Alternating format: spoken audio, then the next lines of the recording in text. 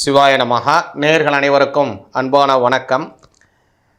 ஆதி சைவர்கள் திருவான்மையூர் அடியாருக்கு அடியன் சந்தோஷ் திருமேனி சிவாச்சாரியார் வருகிற விஸ்வாவசு வருடம் மாசி மாதம் 22ஆம் தேதி வெள்ளிக்கிழமை சனி பெயர்ச்சி நடக்குது. ஆங்கில தேதி பார்த்தீங்க அப்படின்னா 6ஆம் தேதி மார்ச் மாதம் 2026.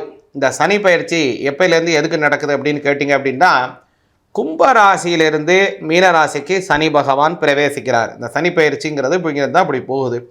அதனால் இந்த சனி பயிற்சி அப்படிங்கிறது முதல்ல மேஷராசிக்கு பார்த்தீங்கன்னா 7.5 சனி ஆரம்பிக்குது. ரிஷபராசிக்கு 11ஆம் இடத்திற்கு வருகிறார். அதே மாதிரி மிதுன ராசிக்கு பார்த்தீங்கன்னா ஜீவனஸ்தனியாக 10ஆம் இடத்திற்கு வருகிறார். அதே மாதிரி கடகராசிக்கு பார்த்தீங்கன்னா 9ஆம் பாவத்திற்காக பூர்வ புண்ணிய சனியாக வருகிறார். அதே மாதிரி சிம்ம ராசிக்கு அஷ்டம சனியாக, கன்னி ராசிக்கு கண்டக சனியாக வருகிறார். துலா ராசிக்கு ரோகஸ்தானத்திலே சனி ரோக சனியாக வருகிறார். இதில் விருச்சிக ராசிக்கு தான் பாக்கிய சனியாக வருகிறார். அதே மாதிரி தனுசு ராசிக்கு அர்த்தாஷ்டம சனியாக வருகிறார். மகர ராசிக்கு விமோச்சன சனியாக வருகிறார். கும்பராசிக்கு பார்த்தீங்க அப்படின்னா பாத சனி அப்படின்னு பேர், பாத சனியாக வருகிறார். மீனராசிக்கு தான் ஜென்ம சனி. இப்படியாக அந்த 12 பாவத்துங்களுக்கும் அவருடைய ராசிகளுக்கும் அவருடைய இது இப்படி இருக்குது. குறிப்பாக உங்கள் ராசிக்கு எப்படி இருக்குது அப்படிங்கிறத பார்ப்போம். அதுக்கு முன்னாடி இந்த சனி பகவான் அப்படிங்கிறவர் யார், எதற்கெல்லாம் நம்மளுடைய காரணியாக நம்மளுடைய வாழ்க்கையில் இருக்காருங்கிறத கவனிங்க. அதாவது சனி பகவான் அப்படிங்கிறவர் தான் ரொம்ப பொறுமையாக செல்லக்கூடிய கிரகம். அவர் இந்த கால விதானத்தை அப்படி காலச்சக்கரத்தை ஒரு தடவை சுற்றி வர்றதுக்கு 30 வருடங்கள் ஆகுங்க. அவருக்கு ஒரு வருஷங்கிறது நமக்கு 30 வருஷத்துக்கு சமம். அப்படியாக தன்மையை கொண்டவர் சனி பகவான். அதே மாதிரி சனி பகவான் ரொம்ப பொறுமைசாலியாக இருக்கக்கூடியவர். நம்ம செய்திருக்கக்கூடிய பாப்பங்கள் புண்ணியங்கள் அதற்கு எல்லாத்துக்கும் யார்கிட்ட இருக்கிற ரெக்கார்ட்னா சனி பகவான்கிட்ட இருக்குது. அதனால தான் பெரும்பாலும் பார்த்திங்கன்னா சனி பகவான் காலத்தில் ஒரு நபருக்கு அதிகமாக இன்னல்கள் வருவதற்கு காரணம் என்ன அப்படின்னா, சனி பகவான் அவர் உங்களுக்கு தனியாக பிரத்யேகமாக உங்களுக்கு எந்த கெடுபலனையும் தரமாட்டார். அவர் என்ன உங்களுக்கு பக்கத்து வீட்டுக்காரரா, எதிர் வீட்டுக்காரரா, இல்லைன்னா உங்களுக்கு பங்காளியா, அங்காளியா, மாமனா, மச்சானா, உறவினரா, இல்லைன்னா கடன் கொடுத்தவரா, கடன் வாங்கினவரா, எதுவும் கிடையாது. அப்போ எதுக்காக இப்படி படுத்துகிறார் உங்களை அப்படின்னா, அவர் தர்ம கர்மாதிபதி அப்படின்னு பேர். தர்மத்தை ஸ்தாபிதம் செய்ய வேண்டியது அவருடைய கடமையாக வருது. ஒரு மனிதர் ஒரு செயலை ரொம்ப செவ்வனே செய்தவர்களுக்கு தான் ஈஸ்வரன் அப்படிங்கிற ஒரு பட்டம் கொடுப்பாங்க. நந்திகேஸ்வரர், ராவணேஸ்வரன், அதே மாதிரி விக்னேஸ்வரன், லிங்கேஸ்வரன். அந்த ஈஸ்வரன் அப்படிங்கிற அந்த பட்டம்ங்கிறது யார் கொடுக்குறாங்களோ அந்த வேலையை ரொம்ப சரியாக செய்வங்களுக்கு தான் கிடைக்கும். அந்த வகையில் நவகிரகத்திலே ஈஸ்வர பட்டம் பெற்ற முக்கியமான கிரகம் யாருன்னா சனி பகவான் தான். அவருக்கு அதனால தான் சனீஸ்வரன் அப்படிங்கிற பட்டம். அது மாதிரி அவர் நல்ல பலன் கொடுக்குறதா இருந்தாலும் ரொம்ப பர்ஃபெக்டாக செய்வார். கெடுபலன் கொடுக்குற இடத்துல இருந்தாலும் கெடுபலனை ரொம்ப கனகச்சிதமாக சூப்பராக செய்வார். அதனால தான் அவருக்கு அந்த ஈஸ்வரன் அப்படிங்கிற பட்டம். அது மட்டும் இல்லை, தர்ம கர்மாதிபதி. நீங்கள் செய்திருக்கக்கூடிய தர்மங்கள், சஞ்சித கர்மா, பிராரப்த கர்மா, ஆகாமி கர்மா எல்லாத்துக்கும் அவர் தான் காரணக்கர்த்தா. அதனால் ஒரு மனிதனுக்கு உண்டான அதிகமான அவன் படக்கூடிய கஷ்டங்களுக்கு முக்கிய காரணியாக அவர் இருப்பார். அதனால் இந்த சனி பெயர்ச்சி உங்களுடையக்கு என்ன மாதிரியான பலன், எதிரெல்லாம் கவனமாக இருக்கணும், எதிர சுவாமிகளை வழிபாடு செய்தால் எப்படி நன்மை கிடைக்குங்கிறத தெளிவாக பார்ப்போம். தனுசு ராசிக்கு உண்டான பலன் வரக்கூடிய இந்த சனி பெயர்ச்சினால எப்படி இருக்குன்னு பார்ப்போங்க. தனுசு ராசிக்கு இப்போது சனி பகவான் 3ஆம் பாவத்திலேருந்து 4ஆம் பாவத்திற்கு வருகிறார். அர்த்தாஷ்டம சனி. கூடுதலாக என்னன்னா குரு பகவானும் அஷ்டமத்திலே மறையவிருக்கிறார். உங்களோட ராசிநாதன் மறையவிருக்கிறார். சனி பகவான் 4ஆம் பாவத்திலே செல்லவிருக்கிறார். அர்த்தாஷ்டம சனி, அஷ்டம குரு. இது ரெண்டுமே ரொம்ப கவனமாக இருக்க வேண்டிய காலம்.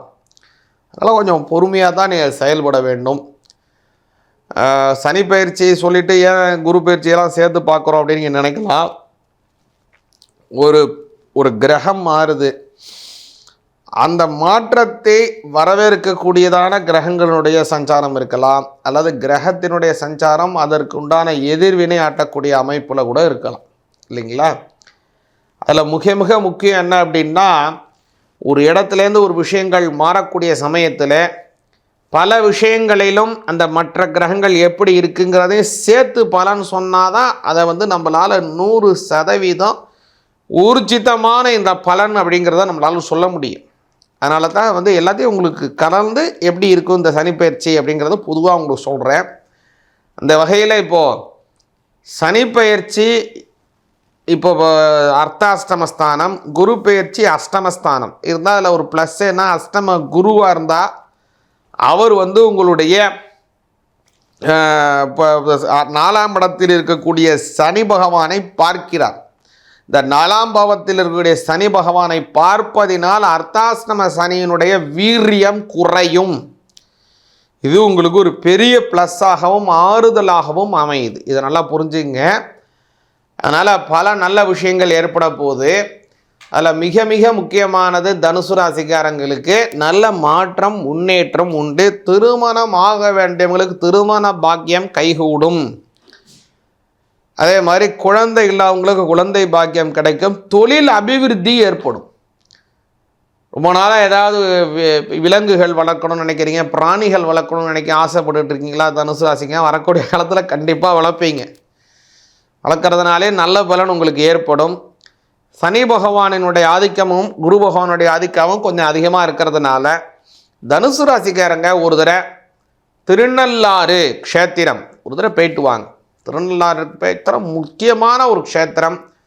தர்பாரண்யேஸ்வரர் அப்படின்னு பேர். நல மகாராஜா தன்னுடைய சொத்துக்கள் அத்தனையையும் தாய பந்தயத்திலே விட்டு காலி பண்ணிட்டார். மொத்தத்தையும் காலி பண்ணிட்டார். இருந்தாலும் கூட அவர் அந்த சுக்கிர ரிஷிக்கு வந்து கொடுக்க வேண்டிய அந்த பலன், அதாவது அவர் கொடுக்க வேண்டிய தானத்தை அவரால் கொடுக்க முடியாத சூழ்நிலையாக மாறிப்போச்சு. அதனால் தன்னை விற்று தன் குழந்தைகளையெல்லாம் விற்று என்ன செய்கிறார் அப்படின்னா அதற்கு உண்டான அந்த பலனை அவருக்கு அதுக்கு உண்டான அந்த இதை வச்சு அவருடைய கடனை அடைக்கிறார். அப்போது அந்த சனி பகவானுடைய கடுமையான கஷ்டம் அவருக்கு ஏற்படுகிறது. அந்த சமயத்திலே தான் அவர் வந்து தர்பவனமாக இருக்கக்கூடிய அந்த தர்பாரண்ய க்ஷேத்திரத்திற்கு வந்து அந்த தர்பாரண்யேஸ்வரரை வழிபாடு செய்து அங்கே இருக்கக்கூடியதான தீர்த்தத்திலே குளித்து அவர் வந்து இறைவனை வழிபாடு செய்கிறார். அதனால தான் அதற்கு வந்து நல தீர்த்தம் அப்படின்னு பேர். நல மகாராஜாவினால் குளிக்கப்பட்ட அந்த இடம்ங்கிறதுனால தான் அதற்கு நல தீர்த்தம் அப்படின்னு பேர். சில பேர் நினைக்கிறாங்க நலன்களை கொடுக்க, நமக்கு நல்ல நலன்களை கொடுப்பதனால அது நல தீர்த்தம்ங்கிறாங்க. அப்படி இல்லை. இந்த சின்னலாம் வராது, குண்டுல வராது, பள்ளிக்கூடத்துக்கு வரக்கூடிய நல தீர்த்தம் அப்படின்னு பேர் அதற்கு. நல தீர்த்தம்னா நல மகாராஜா குளித்த தீர்த்தம் அப்படின்னு பேர். அதனால் அந்த தீர்த்தத்தில் போய் குளிச்சுட்டு அந்த சனி பகவானை வழிபாடு செய்து வந்தீங்க, தர்பாரண்யேஸ்வரர் வழிபாடு செய்து வந்தீங்க அப்படின்னா நல்ல பலன் கிடைக்கும். ஆலங்குடியில் இருக்கக்கூடிய குரு பகவானையும் வழிபாடு செய்து வாருங்கள். வாழ்க்கையில் நல்ல முன்னேற்றம் உங்களுக்கு உண்டு. சிவாய நமக.